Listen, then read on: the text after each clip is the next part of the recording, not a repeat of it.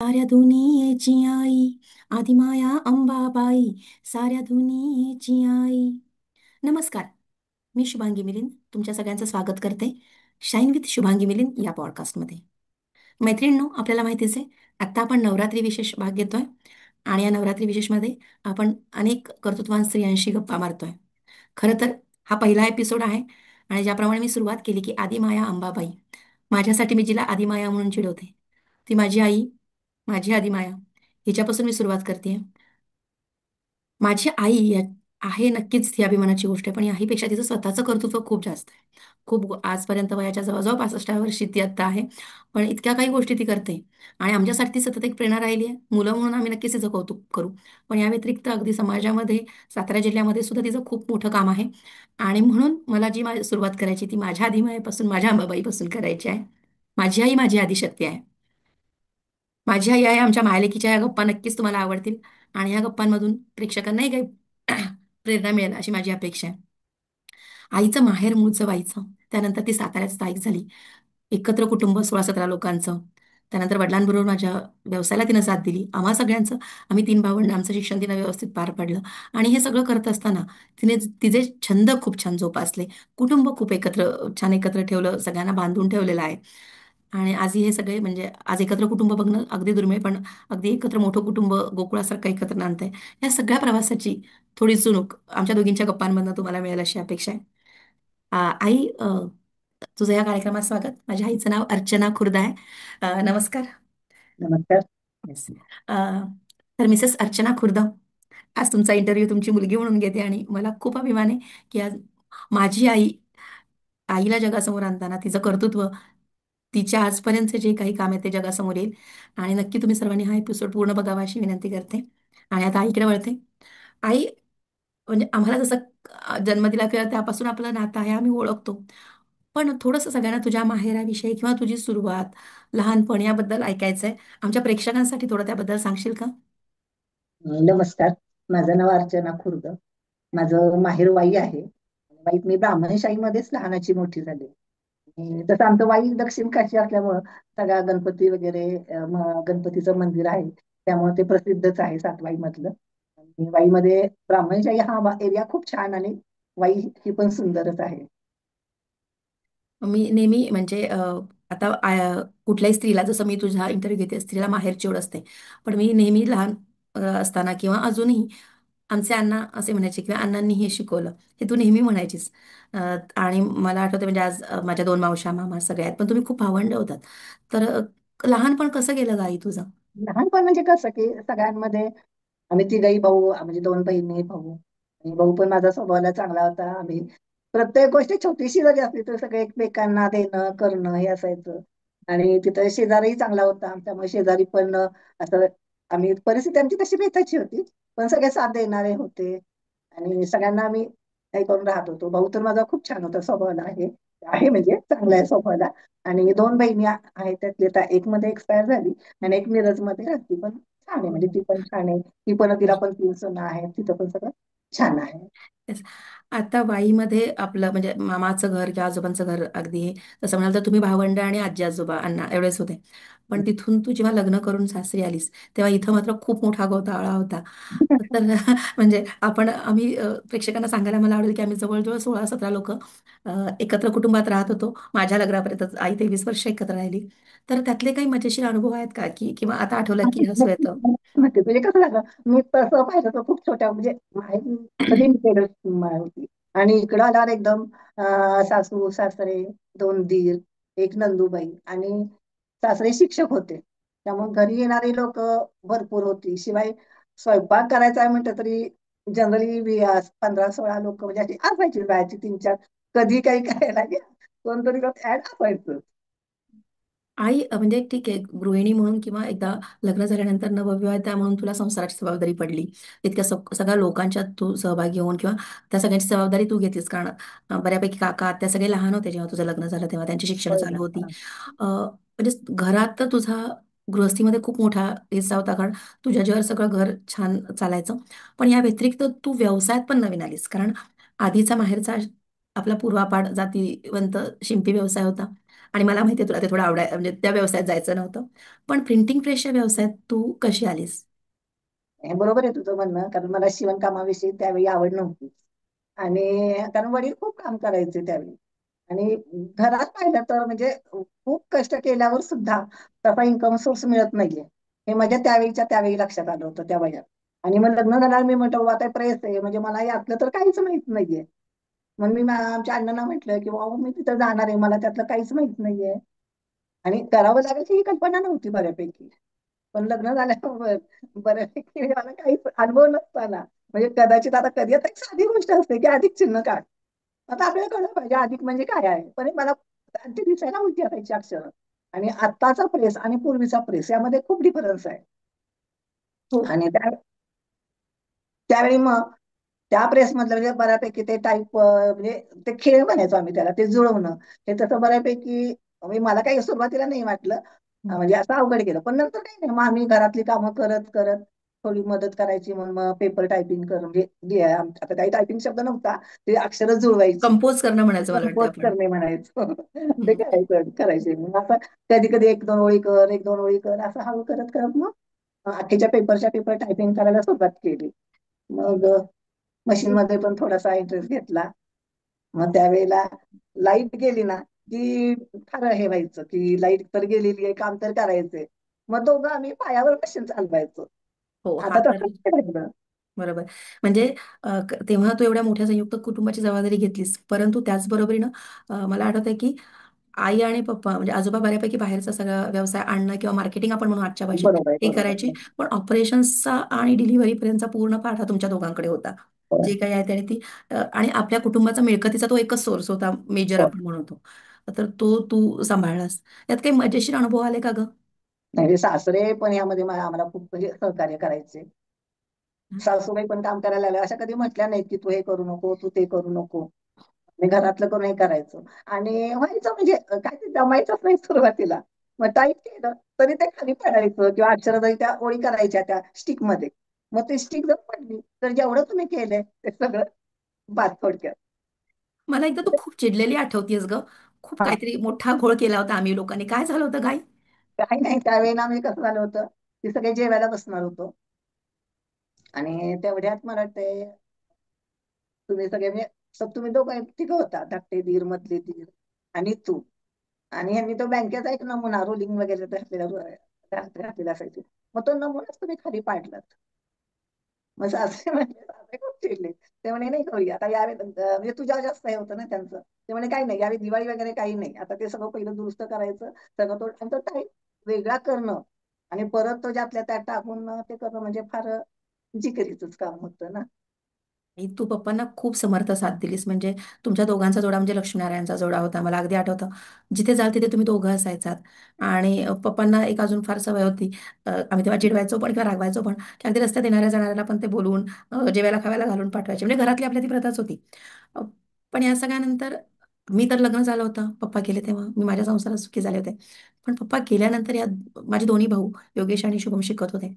आणि तो काळ खरंच कठीण होता. ह्या काळात तू कसं सावरलास स्वतःला? नाही ते खरं त्या काळात मला माझ्या शैक्षणिक संस्थातल्या लोकांनी म्हणा किंवा म्हणजे आमच्या उदाहरणार्थ कागद खरेदी करणं त्या लोकांना मी नुसतं सांगितलं ना तरी त्यांनी मला घरपोच वस्तू मिळायची. आणि कारण कागद आणणं हे काही गोष्ट हातात भाजी आणल्यासारखं नव्हतं. त्यामुळे मग ते दुसऱ्याला डिपेंड थोडं राहावं लागत होतं.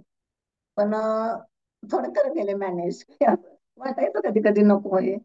पण परिस्थिती पण होती आणि विशेष म्हणजे माझी जावई मुलगी आणि दोन्ही मुलंही खूप छान होती. म्हणजे मला वाटते योगेश तर पुण्याहून म्हणजे तो पुण्याला शिकत होता त्यावेळी कॉलेजच्या पहिल्या वर्षाला होता.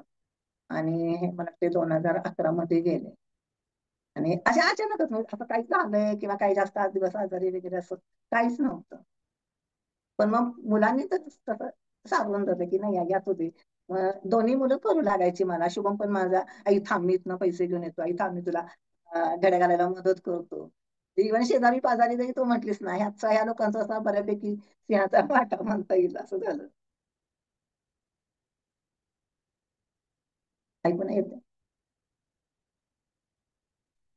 याच्यामध्ये अगदी या सगळ्यांनी साथ दिली हे केलं पण त्या व्यवसायाला एका वेगळ्या उंचीवर तू नेलंस आणि खूप साऱ्या व्यावसायिक पुरस्कारांनी पण तू सन्मानित झालीस. सतत आम्ही म्हणजे मला तर बऱ्याचदा फेसबुकवरच कळतं की आईला हा सन्मान मिळाला, आईला हा पुरस्कार मिळाला. तर त्याबद्दल थोडं सांगशील का की यादी खूप मोठी आहे, पण एखाद्या पुरस्काराचं नाव घेशील तर मला छान वाटेल. मला साधारण सातारा रत्न म्हणून परत पुरस्कार मिळाला. त्यांचा महिला उद्योजिका म्हणून बरेच ठिकाणी पुरस्कार मिळाले. नंतर 8 मार्चला जो महिला दिन असतो हं. त्यावेळी पण आदर्श म्हणजे एक व्यवसाय पण करते म्हणून आणि आदर्श हे म्हणून पण पुरस्कार मिळाला. आई, तू मगाशी सुरू केलं की, आणि हे मलाही माहिती आहे की पूर्वीचं व्यवसायाचं स्वरूप खूप वेगळं होतं. पण आता काय स्वरूप आहे किंवा आता साधारण कोणत्या संस्थांबरोबर तुम्ही काम करता? म्हणजे आता तशा छोट्या मोठ्या बऱ्याच संस्था आहेत. आता इथं काही एवढ्या सगळ्या तुला म्हणजे सांगता येत नाहीत. पण तरी यशोदा शिक्षण संस्था आहे. नंतर लोकमान्य शिक्षण प्रसारक संस्था आहे. युगपुरुष म्हणून शिक्षण संस्था आहे. शिवाय साताऱ्या बाहेर सुद्धा माझं काम जातं म्हणजे सांगली मिरज आहे. इकडं महाडच्या पुढं पण जातं पेंटिंग म्हणजे उदाहरणार्थ आम्ही म्हणजे जास्त फळांचा प्रश्नपत्रिका किंवा शालेय स्टेशनरीवर असतो. तर ते सुद्धा काम तिकडं म्हणजे जाऊ लागलंय आता. यशस्वी उद्योजिका म्हणून तुझी माहिती आहेच आहे. पण हे सगळं करताना तू स्वतःच्या छंदांना खूप प्राधान्य दिलंस किंवा तुझे छंद सगळे जोपासलेस.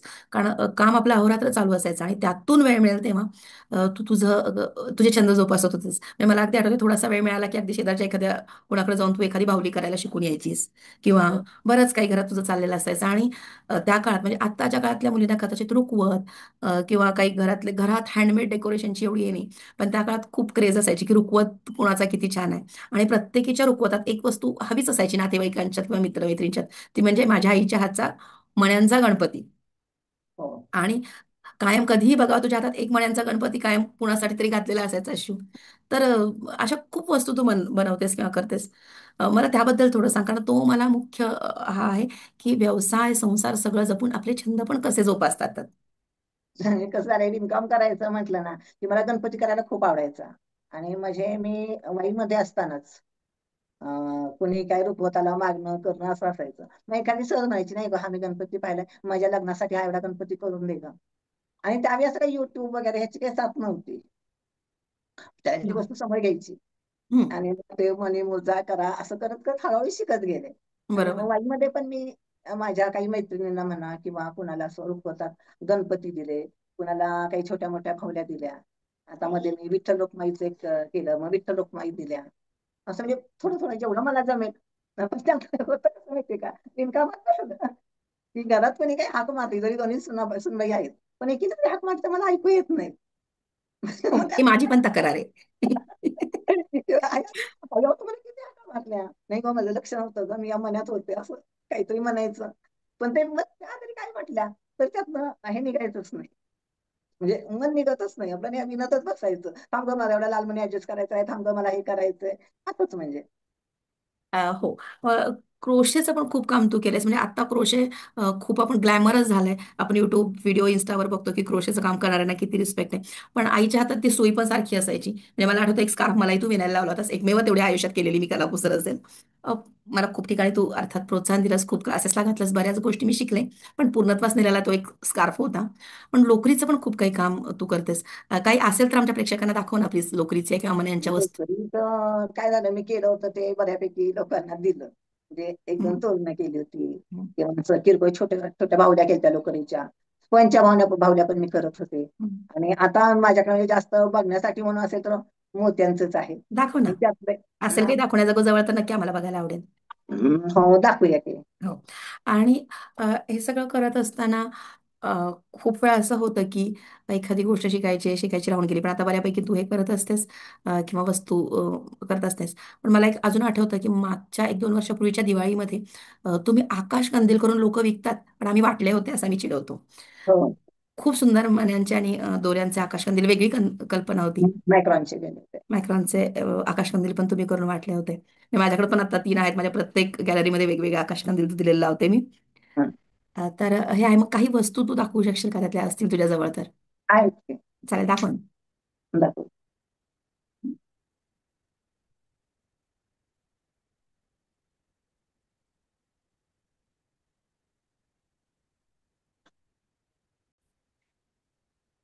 हा, एखादी वस्तू तू दाखवत होतीस आई काहीतरी. जय हरी विठ्ठल. या फ्रेम तर माझ्याकडूनच 10-12 कदाचित बाहेर गेलेल्या आहेत. खूप मागणी होती या फ्रेम्सना. विठ्ठल रखुमाईची फ्रेम आहे. याच्या व्यतिरिक्त गणपती आहे. मला वाटतं तुम्ही एक जायंट व्हील पण केलं होतं ना? येस, नुसता विठ्ठल आहे. खूप साऱ्या छोट्या छोट्या गोष्टी अशा करत श्रीनाथ असतात. येस. बाकीचं नाही. येस. आई ह्या सगळ्या, अरे वा, हे जायंट व्हील आहे. बरंच काम आहे. आपण बघायला गौरी गणपतीचं या वर्षीचं तुमच्या डेकोरेशन मध्ये खूप साऱ्या वस्तू नवीन बघायला मिळाल्या. अरे वा, गुढी पण आहे. खूप साऱ्या वस्तू आहेत. फार छान वाटलं आई तुझी कलाकुसरी सगळी बघून. पुन्हा थोडं. वा. हे मण्यांचं म्हणजे गणपतीचं तोरण आहे. हे मी खास शुभमच्या लग्नाच्या वेळी केलं होतं. फार छान. आणि अशा अजून बऱ्याच काही वस्तू आहेत, त्या येस. मी तुला नंतर दाखवते. हो हो. आई, हे सगळं करत असताना तू सामाजिक कार्यात पण खूप अग्रेसर आहेस. खूप मोठमोठ्या लोकांशी तुमचे म्हणजे प्रेरणा. मी उचलला, ते म्हणे नाही नाही मिळाला, आणि ह्यांनी त्यांचे आभार मानले. त्यांनी त्यांना म्हणजे छान म्हणे आमचं काम केलं म्हणून. पण ते म्हणे माझंच काम आहे, महाराज पण म्हणाले. आणि तुझंही काम फोन केलं पटके पटदिशीने. ते आपण खूप लोकांविषयी समज करून घेतो, पण मला आजही आई नेहमी हा प्रसंग सांगते की आपण लोकांना वेगवेगळ्या पद्धतीने समजत असतो, पण आज छत्रपती श्रीमंत उदयनराजे भोसले स्वतः जातीनं जेव्हा एखाद्या कुटुंबाची चौकशी करतात, आणि लक्षात ठेवून तो अनुभव नक्कीच मोठा आहे. आणि कदाचित तेव्हा मी, आणि अजूनही तो मला उपकार वाटतो, कारण तेव्हा तो दाखला मला खूप हो नाही महत्वाचा ना, होता. हे तसं म्हणजे तो काळ हो. पण कठीण होता, आणि त्यावेळेला छत्रपती उदयन महाराजांपर्यंत पोहोचणं करणं, आणि हम्म. भीती पण वाटत होती ना, आपल्यापेक्षा ही हम्म. माणसं मोठी आहेत, कसं आपण यांना म्हणावं. पण बरोबर. काय काय उदयन महाराजांनी पण चांगली साथ दिली, हम्म. आणि त्यांनी बरोबर. म्हणजे पटकन काम करून दिलं. हो. आई, आता आपण या कार्यक्रमाच्या समारोपाकडे येतोय. अ, बालकाश्रम, गृहस्थाश्रम, त्यानंतर वानप्रस्थाश्रमाकडे आता आपण वळलेलो आहोत. आणि या वयाच्या टप्प्यावर, म्हणजे तुझ्या वयाची पण 65 उलटून गेली आहे. तू अजूनही खूप उत्साहानं सगळीकडे कार्यरत आहेस. पण या वयाच्या टप्प्यावर असणाऱ्या लोकांसाठी किंवा आमच्या प्रेक्षकांमधल्या साठी तू आत्ता काय सल्ला. आपण आतापर्यंत करायचं राहिलंय, किंवा आपलं जे काही करावं असं वाटतंय, ते निश्चितच केलं करावं. आणि आहे, जीवन आहे, बरोबर बरोबर जगावं, सगळ्यांना आनंद जेवढा देता येईल तेवढा दिला पाहिजे. आणि आपल्याही कलागुणांना थोडासा देता येतो. आणि यात माझ्या दोन्ही सुनबाई पण चांगल्या आहेत. त्यांनी पण मला खूप मोलाची साथ दिली. तशीच हो, मला म्हणजे खरं तर स्क्रीनवर बाजूला येऊ शकल्या सुनबाई तर मला अनुभव ऐकायला आवडेल, किंवा सासूबाईंविषयी सुनबाईंचं काय मत आहे, कारण मी नेहमी म्हणते माझं घर गोकुळ आहे, कारण ते माझ्या आईनं बांधून ठेवलंय सगळ्यांना एकत्र म्हणून. तर मला नक्की माझ्या एखाद्या वहिनीकडून ऐकायला आवडेल, तिचं काय म्हणणं आहे सासूबाई. नमस्कार. वहिनीबाई, सासूबाईंविषयी थोडं सांगाल का? नाही, आमची आई म्हणजे खूपच म्हणजे स्वभावाला खूप प्रेमळ आहेत, काळजी घेतात खूप आमची. आणि माझ्या लग्नाला आता 1.5 वर्ष पूर्ण होत आहेत. तर असं मला कधी जाणवलंच नाहीये की मी इथं आलीये, माझी आई नाहीये, किंवा माझ्या आईची कमी मला कधी जाणवलीच नाहीये म्हणजे. क्या पूर्ण बात है. आईसारखी काळजी घेतात, आजारी पडलं तरी व्यवस्थित लक्ष वगैरे देतात. क्या सगळ्या बात है. गोष्टींनी कुठल्याही म्हणजे आवडत्या गोष्टीसाठी वगैरे प्रत्येक वेळी तेवढंच आपल्याला मोटिवेट करून तेवढं कोऑपरेट करतात. आणि पुढे कसं जाताल याच्यासाठी सपोर्ट त्यांचा खूप असतो घरात म्हणजे आम्हाला. थँक्यू स्वरूपा, थँक्यू. दोन्ही सुनांचं तुझ्याबद्दल फार प्रेम आहे. एक तुम्हाला एक रात्र पण त्या घराबाहेर सोडत नाहीत दोघी मिळून. नाही नाही, कधीच नाही. अगदी. तुमचं हे असंच एकत्र कुटुंब छान राहो ही सदिच्छा आहे. अ, आई, हा, आता काय शिकायचंय नवीन, म्हणजे बरंच काय तू शिकत आलीस, आता नवीन काय शिकायला घातलंयस? आता काही नाही, थोडस वेगळं पण आरी वर्क मध्ये पण लक्ष घालावं म्हटले. आणि आता अरे वा. कॉम्प्युटरचं म्हणजे आता थोडस कॉम्प्युटर बघता आलं तर कॉम्प्युटर मध्ये थोडस पुढे जायचं आता हो, तसं विचार इन्स्टा आणि युट्यूब मध्ये तुम्ही माझ्या पुढे आहातच. पण हरकत नाही. आई, तुझ्याशी संवाद साधून खूप छान वाटलं. तुझ्याकडून प्रेरणा घेतील आणि नक्की वयाच्या एका टप्प्यावर आल्यानंतर अ, आपण काय धरून ठेवायचं आणि काय सोडायचं अ, हे थोडं ठरवलं गेलं पाहिजे किंवा तो विचार आपल्यामध्ये आलेला असतो. हे बघून तू तुझा प्रवास पुढचा करतेस. तुझ्या पुढच्या प्रवासाला खूप शुभेच्छा. अ, याच्याबरोबर प्रत्येक याची आम्ही सांगता जी आहे ते आमच्या पाहुण्यांच्या एखाद्या शेवटच्या ओळीनं करतो. तर तुला शेवट आणि हे नवरात्र आहे तर त्या यानं तू कुठल्या यानं शेवट करशील? नमस्कार. मी श्लोक म्हणते. ओके. त्या देवीचंच आहे नवरात्र. हम्म, त्यामुळं सर्व मंगल मांगल्ये म्हणते. हम्म. सर्व मंगल मांगल्ये शिवे सर्वार्थ साधिके शरण्ये त्र्यंबके गौरी नारायणी नमोस्तुते नारायण. थँक्यू व्हेरी मच आई. अ, तू आमच्यासाठी तर प्रेरणादायी होतीसच आहेस, राहणार आहेस, पण आमच्या प्रेक्षकांसाठी तू नवीन प्रेरणा असशील. तुझा संपर्काचा नंबर खाली देते. कोणाला जर यातल्या काही वस्तू हव्या असतील तर नक्की संपर्क साधा. याशिवाय नमो- पुढच्या भागात इथून पुढे आपली ही सिरीज चालू होते. पुढच्या भागात आपण अन्य वेगवेगळ्या नवशक्तींना भेटणार आहोत. तोपर्यंत थँक्यू. Take care. हा, धन्यवाद. ऐक ना, ऐक ना.